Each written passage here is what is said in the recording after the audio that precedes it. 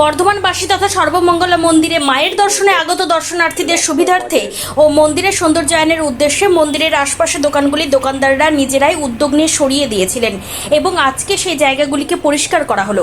তারা যাতে ভবিষ্যতে দোকানদারি করতে পারে তারও ব্যবস্থা গ্রহণ করা হবে। উপস্থিত ছিলেন বর্ধমান দক্ষিণের বিধায়ক খোকন দাস।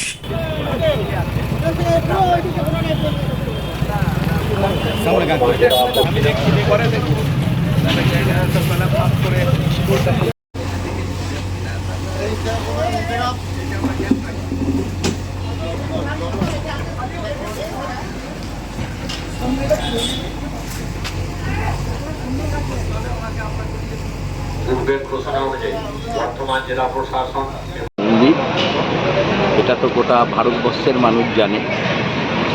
দীর্ঘদিন ধরে মায়ের মন্দিরের চারিদিকে কিছুটা দাস সমিতির ভাড়াপ্রাপ্ত, কিছুটা এমনি মানুষ, তারা সবাই এখানে দোকান করতেন।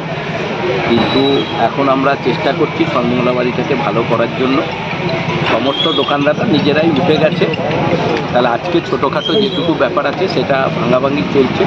পরবর্তীকালে সর্বমঙ্গলা বাড়ির যারা ট্রাস্টের লোক আছে প্লাস অন্য যারা আছে সবাইকে নিয়ে ভাবনা চিন্তা আমাদের মধ্যে আছে, কিন্তু সবাই মিলেই আমরা করছি। আমাদের চেয়ারম্যান সাহেব রয়েছে, পৌরসভার কাউন্সিলররা সবাই রয়েছে, সুন্দরভাবে কাজ হচ্ছে।